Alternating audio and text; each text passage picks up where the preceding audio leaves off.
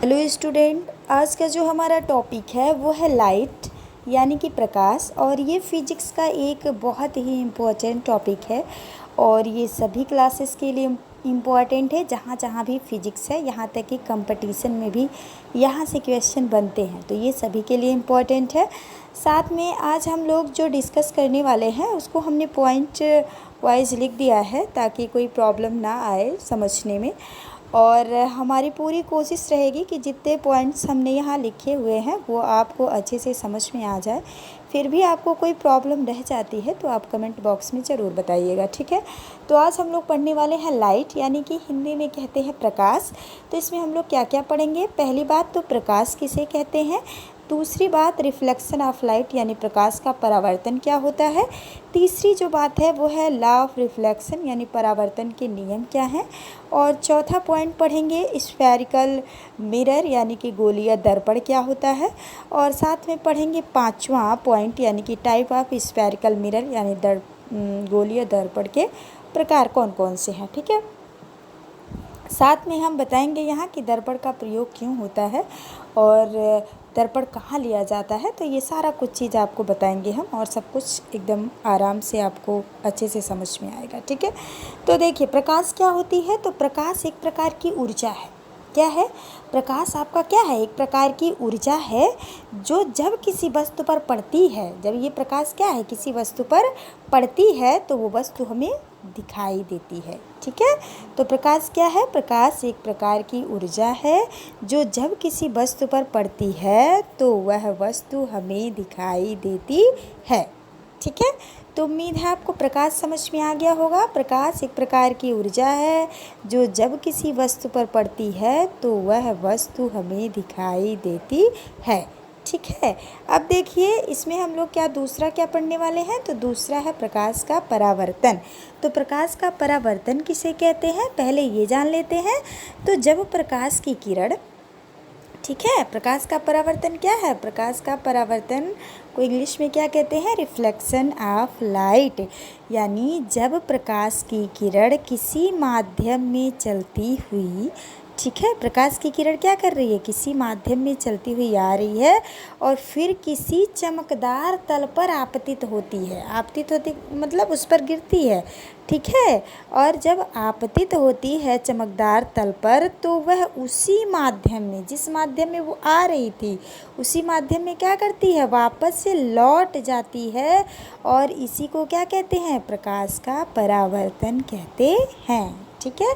एक बार हम और रिपीट कर दे रहे हैं। क्या है कि जब ये कोई माध्यम है, ये कोई माध्यम है, ठीक है, ये कोई माध्यम है, ठीक। और क्या है कि इस माध्यम में एक प्रकाश की किरण आ रही है, ठीक है, आ रही है तो कहाँ गिर रही है? एक चमकदार सतह पर, एक चमकदार तल पर गिर रही है।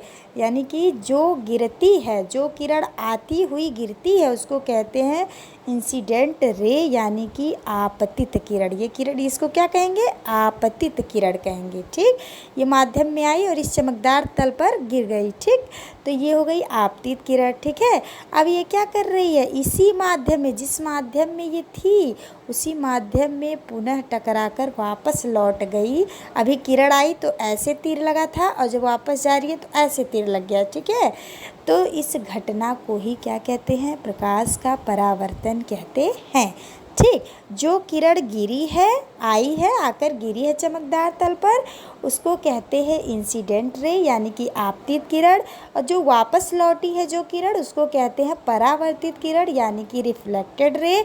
और ये होता है नॉर्मल। ये क्या होता है? नॉर्मल। नॉर्मल मतलब अभिलंब, ठीक है। तो यहाँ कुछ कोण बनाती हैं, ये अभिलंब के साथ कुछ कोण बनाती हैं आपतित किरण और परावर्तित किरण।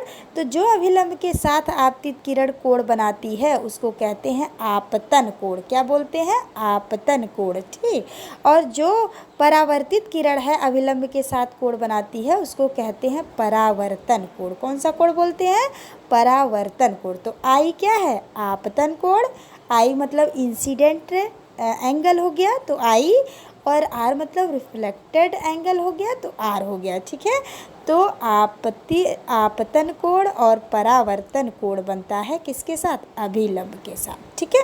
तो ये आपका हो गया रिफ्लेक्शन ऑफ लाइट की, यानी कि जब कोई किरण किसी माध्यम से आती हुई क्या करती है, किसी चमकदार तल पर गिरती है तो पुनः उसी माध्यम में लौट जाती है, और इस घटना को क्या कहते हैं? प्रकाश का परावर्तन कहते हैं, ठीक। तो उम्मीद है आपको समझ में आ गया होगा। अब जो हमारा थर्ड पॉइंट था वो था लॉ ऑफ रिफ्लेक्शन, यानी परावर्तन के नियम कौन कौन से हैं। तो परावर्तन के दो नियम हैं। पहला नियम क्या है कि जो आपतन कोण होता है वो परावर्तन कोण के बराबर होता है, ठीक है। आपको रटने की ज़रूरत नहीं है, फिगर में देखिए आप, जिस एंगल से ये गिर रही है किरण आई से, उसी एंगल से ये वापस जा रही है, यानी ये जो आई है ये आपतन कोण है और जो आर है ये परावर्तन कोण है, तो ये दोनों आपस में क्या है?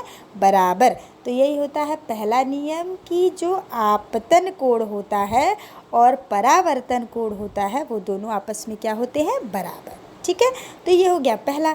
दूसरा नियम क्या है? दूसरा है आपतित किरण, परावर्तित किरण और अभिलंब, ठीक है। आपतित, परावर्तित और अभिलंब, ये तीनों क्या होते हैं? एक ही तल में स्थित होते हैं, ठीक है। जैसे यहाँ देखो फिगर में, ये आपतित किरण है, ये परावर्तित किरण है, ये अभिलंब, तीनों एक ही तल में स्थित है कि नहीं है? हैं। तो यही दूसरा नियम है कि आपतित किरण, परावर्तित किरण और अभिलंब तीनों क्या होते हैं? एक ही तल में स्थित होते हैं, ठीक है। तो उम्मीद है आपको ये भी समझ में आ गया होगा कि रिफ्लेक्शन ऑफ लाइट क्या है, ठीक है। अब हम लोग पढ़ने वाले हैं रिफ्लेक्शन ऑफ लाइट के रूल थे, ये लॉ थे, तो ये भी समझ में आ गया होगा। अब जो हमारा अगला पॉइंट है वो है स्फेरिकल मिरर, यानी कि गोलीय दर्पण। तो मैक्सिमम लोगों को तो यही नहीं समझ में आता है कि गोलीय दर्पण होता क्या है, ठीक है। तो गोलीय दर्पण क्या होता है हम आपको बता रहे हैं, अच्छे से आप ध्यान से देखिएगा। किसी खोखले कांच के गोले से, कोई गोला है, खोखला है, ठीक है, और वो कांच का गोला है, ठीक है। और क्या है कि किसी खोखले कांच के गोले के किसी भाग, ठीक है, कोई गोला है, स्फेरिकल गोला है, ठीक है, उसका कोई भाग, ठीक, कोई भाग क्या कर लिया जाए? काट कर उसके एक तल पर चमकदार पॉलिश कर दी जाती है।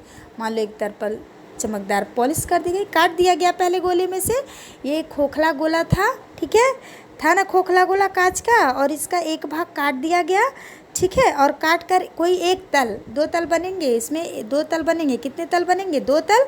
तो इसका एक तल क्या होता है कि चमकदार पॉलिश, ठीक है, तल पर क्या कर दी जाती है? चमकदार पॉलिश कर दी जाती है, और उसका जो दूसरा तल होता है वो परावर्तक का काम करता है। मान लो कि इस तल को चमकदार पॉलिश मतलब पॉलिश कर दी गई, तो परावर्तन का काम ये वाला तल करेगा ना, ठीक है। और अगर मान लो ऐसे कर दिया गया, ऐसे ही है, ये वाली पॉलिश कर दी गई, ठीक है, ये वाली पॉलिश कर दी गई, तो परावर्तन का काम ये करेगा ना, ठीक। समझ में आ रहा है कि नहीं आ रहा है? एक तल को क्या कर दिया जाता है? पॉलिश कर दिया जाता है, और दूसरे वाले तल से परावर्तक वाला कार्य कराया जाता है, होता है।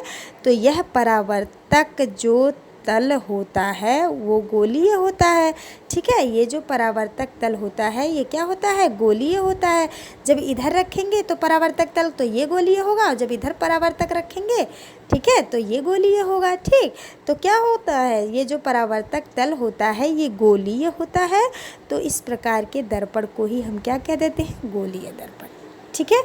उम्मीद है आपको समझ में आ गया होगा कि क्या करते हैं, एक खोखले कांच का गोला लेते हैं, उसके किसी भाग को काट लेते हैं, एक भाग को पॉलिश कर दिया जाता है, और दूसरा वाला जो भाग होता है वो परावर्तक तल का काम करता है, ठीक है। तो जो परावर्तक तल होता है वो गोलीय होता है, इसलिए इस प्रकार के दर्पण को हम क्या कहते हैं?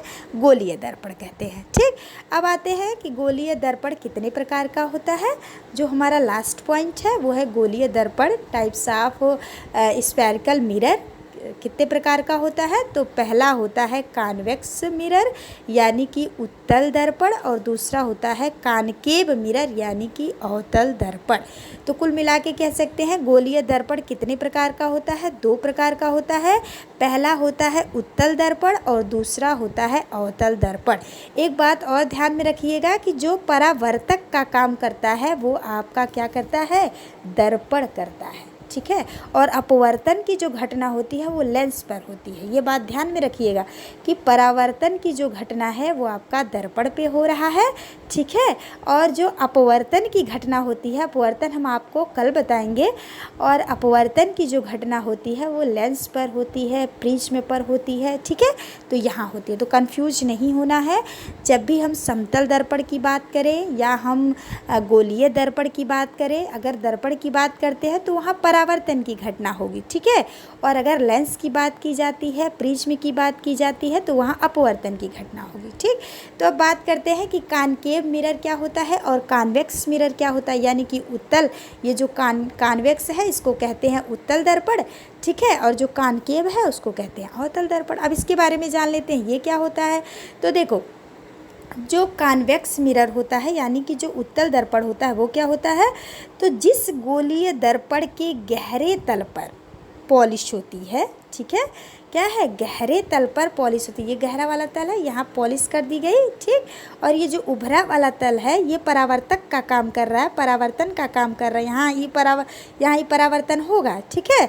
तो उसे हम कहते हैं उत्तल दर्पण। एक बार हम फिर से बोल रहे हैं, जिस गोलीय दर्पण के गहरे तल पर पॉलिश होती है, गहरे तल पर, ये अंदर वाला भाग, ठीक है, अर्थात उभरे हुए तल से परावर्तन होता है, यानी कि इस वाले तल से परावर्तन होता है और ये वाला तल क्या होती है?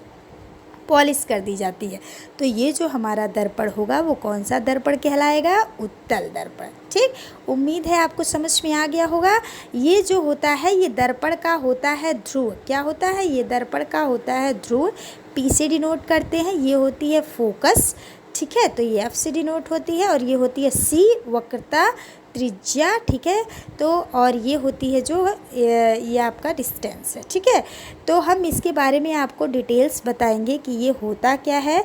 वक्रता केंद्र है सी और वक्रता त्रिज्या है आर, और ये फोकस दूरी क्या होती है, ये ध्रुव क्या होती है, अगले वीडियो में हम एक्सप्लेन करेंगे पूरा, ठीक है। इसको कैसे डिफ़ाइन किया जाता है, ये इसको कैसे डिफ़ाइन करेंगे, वक्रता केंद्र को कैसे डिफ़ाइन करेंगे, और ये जो वक्रता त्रिज्या होती है ये क्या होती है, सारा कुछ हम आपको अगले वीडियो में डिस्कस करेंगे, ठीक है। आज का जो वीडियो है ये ऊपर से आपको पहले जानना है, फिर इसके अंदर की बातें हम कल जानेंगे, ठीक।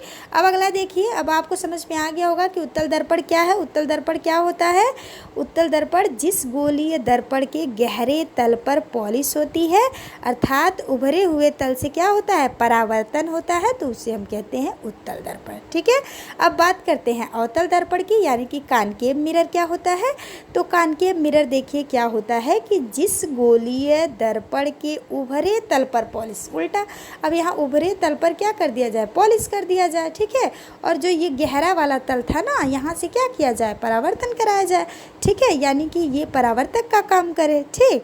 तो ये क्या हो जाएगा? ये दर्पण आपका हो जाएगा अवतल दर्पण। सिंपल सी बात है कि जिस गोलीय दर्पण के उभरे हुए तल पर पॉलिश होती है, अर्थात दबे हुए तल से परावर्तन होता है, तो उसे हम कहते हैं अवतल दर्पण, ठीक है। और बाकी चीज़ें यहाँ भी होती हैं। ये पी ध्रुव है, एफ फोकस दूरी है, सी वक्रता त्रिज्या वक्रता केंद्र है, और आर वक्रता त्रिज्या है। सारा कुछ जो कॉन्वेक्स में होता है, उत्तल दर्पण में होता है, वही अवतल दर्पण में भी होता है। बस अंतर ये है कि ये दबे तल से होता है परावर्तन, और वहाँ क्या होता है? उत्तल वाले में उभरे हुए तल से परावर्तन होता है। तो उम्मीद है आपको इतना समझ में आ गया होगा, और आप लोग कमेंट बॉक्स में ज़रूर बताइएगा कि ये वीडियो कैसी बनी है, ठीक है। तभी हम अगली वीडियो आपको प्रोवाइड करेंगे, ठीक है।